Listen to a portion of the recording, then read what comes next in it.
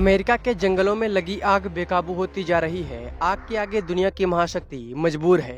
अमेरिकी सरकार ने आग को फैलने से रोकने के लिए अमेरिकी वायुसेना को भी मैदान में उतारा है। इस समय अमेरिका के चिनूक जैसे हेलीकॉप्टर अमेरिका के शहरों को बचाने के लिए पानी की बरसात कर रहे हैं।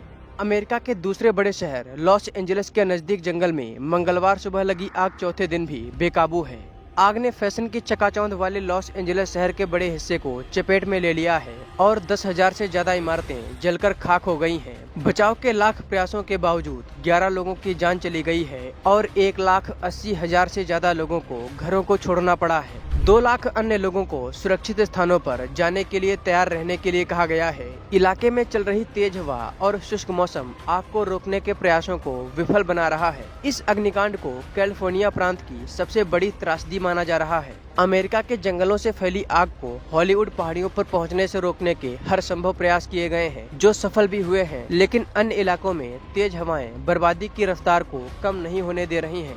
आग ने अभी तक 36,000 एकड़ यानी 56 वर्ग मील से ज्यादा भूभाग को अपनी चपेट में ले लिया है और वहां की लगभग हर चीज को जलाकर राख कर दिया है। लॉस एंजलिस के काउंटी शरीफ रॉबर्ट ल्यूना ने कहा है कि बर्बादी को देखकर ऐसा लगता है कि शहर पर किसी ने परमाणु बम डाल दिया हो। आग से अभी तक 150 अरब डॉलर की संपत्ति के नुकसान का अनुमान है। इससे क्षेत्र में कार्यरत बीमा कंपनियों पर भारी आर्थिक बोझ पड़ सकता है। लॉस एंजलिस काउंटी में लगी आग हवा से 5 तरफ फैल गई है।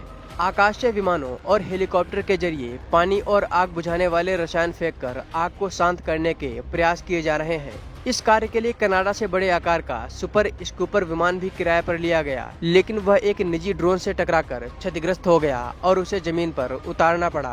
राष्ट्रपति जो बाइडेन ने इस आग को एक बड़ी आपदा बताया है। बाइडेन ने कहा है कि संघीय सरकार 180 दिनों में राहत के 100% उपायों को पूरा करेगी। रिहायशी भवनों और अन्य इमारतों में लगी आग से उठ रहा धुआं लॉस एंजलिस के आकाश पर छा गया है। तेज हवा के चलते यह धुआं उड़ भी रहा है, लेकिन आकाश में इतनी सघन मौजूदगी है, इससे विमानों और हेलीकॉप्टर के उड़ने में भी बाधा आ रही है। मंगलवार को जब आग लगी थी तब इलाके में हवा की रफ्तार 160 किलोमीटर प्रति घंटा थी। इससे आग बहुत तेजी से फैली, लेकिन गुरुवार को हवा की रफ्तार कम महसूस की